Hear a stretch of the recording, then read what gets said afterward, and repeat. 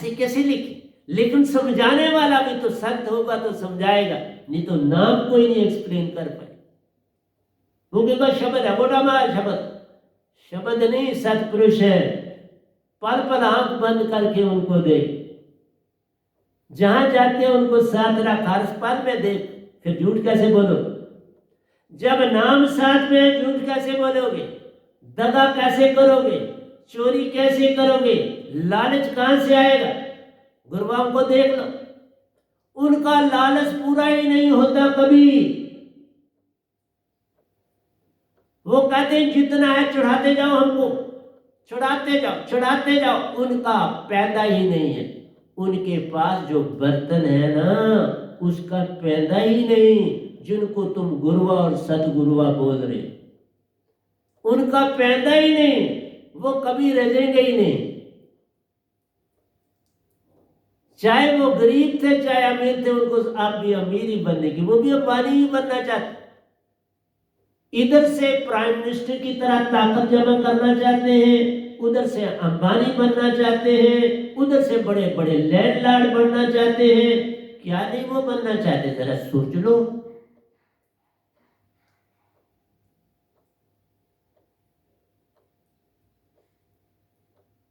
उनको तो लोग जो स्पेक्ट पहनी होती है वो भी वही देंगे साधक, उन्होंने जो कमीज पहनी होती है वो भी कपड़ा साधक लाएगा और सदा के दे देगा, लो सब पहन।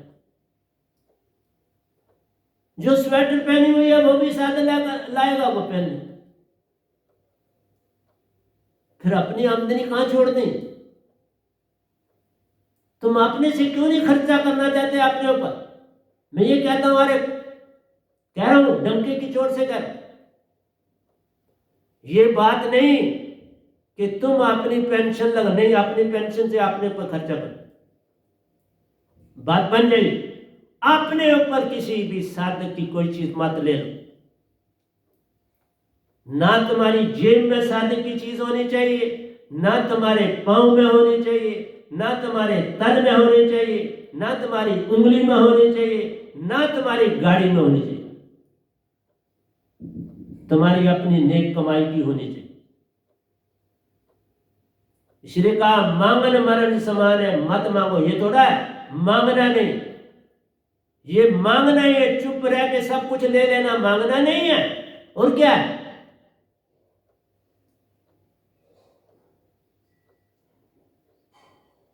मांगना ही है। जिस पैसे को हाथ लगा दिया उसमें तुम्हारी वृत्ति चली गई, जिस पैसे को हाथ लगाओगे उसमें तुम्हारी वृत्ति, वो तुम्हारा हो गया, उसमें तुम चलेगी। तुम लाख आपको हो कि ये मेरा नहीं, उसमें तुम।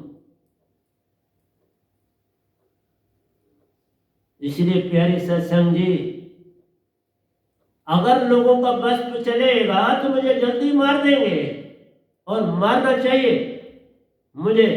बुद्ध जी की ये इधर ही पड़े रहे। मैंने एक चीज आपको समझा दी, नाम क्या चीज है इसको पकड़ो, निशब्द क्या चीज है उसको पकड़ो, शब्द क्या चीज है उसको पकड़ो। आज तक किसी ने ब्रह्मांड में नहीं बताया।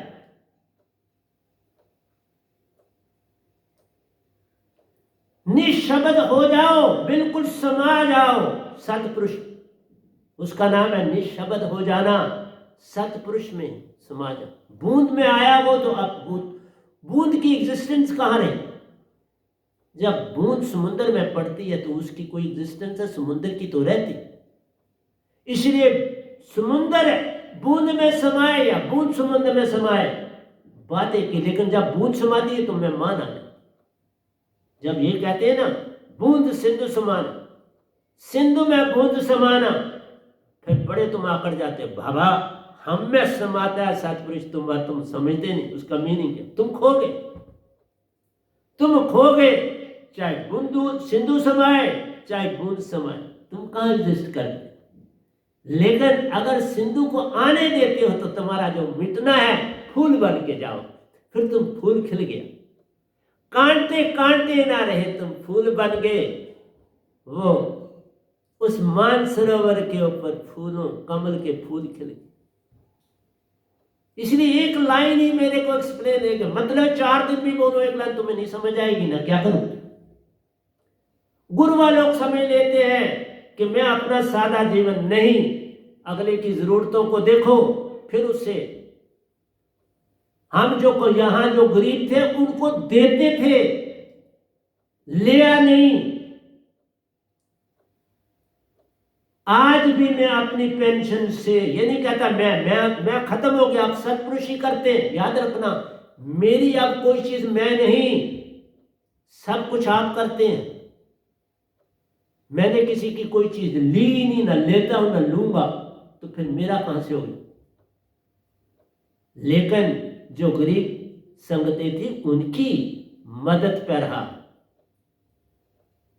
और अपनी पेंशन से ही मदद करी, तुम्हारे पैसों से नहीं। तुम्हारे पैसे तुमको लुटा लिए,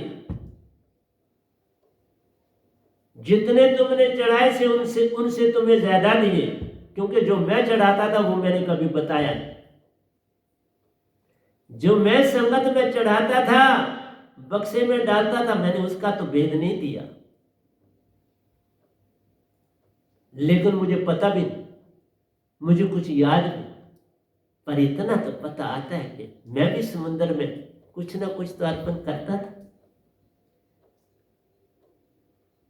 जब आरती करता था, आरती में कर देता था, पता ही नहीं किसी को देता था।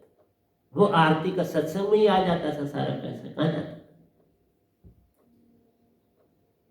इसलिए प्यारी सत्संग जी, मैं आपको क्या बताऊं, मेरे सत्संग की एक एक बात को जीवन में उतारो, पंडित ना बनो।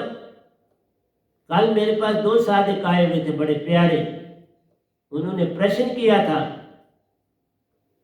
पंडित का, मैंने कहा जो चीज तुम याद रखते हो उसे अपने अंदर उतारा नहीं। वो पंडिताई उतार लिया, तुमने अपने अंदर तो बात खत्म होगी, फिर क्या करना उसको।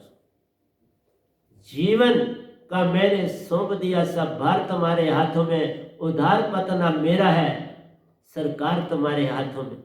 सतगुरु को सौंप देना होता है, बस सब काम हो जाता है। लेकिन ये बात नहीं, गुरु भी ऐसा चाहिए कि शिष्य कुछ ना ले, सतगुरु ऐसा चाहिए जो शिष्य कुछ नहीं। क्यों इतना लोगों को तंग करते हो। उन विचारों को पहले जेब देखनी पड़ती है, हमारे पास नमस्कार करने के लिए पैसे हैं कि नहीं। उन्हें लाइनों में जाना है और आपके यहां नहीं। ये बात मेरे को भाई नहीं, मैं अपनी बात करता।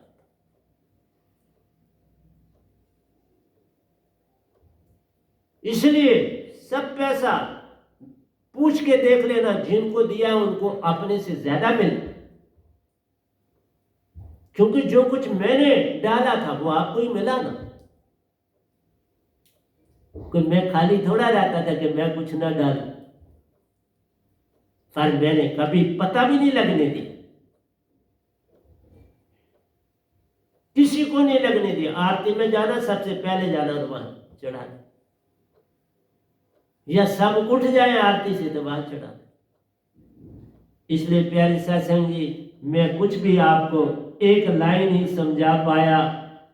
शुभ घड़ी, बस इतना राखो प्यारो, शुभ दिन शुभ घड़ी, नाम पड़े जग, याद पड़े जब नाम। जब सत्पुरुष की पहचान तुम्हारे अंदर आने लगे, उससे बड़ी कोई घड़ी नहीं, उससे कोई अच्छा समय नहीं। जिस समय तुम मेरा सत्संग सुनो, याद रखना कि उससे अच्छी घड़ी कोई और नहीं। तुम एक तरफ लाखों के सत्संग सुनो, इस गधे भाई का एक सत्संग सुन ले,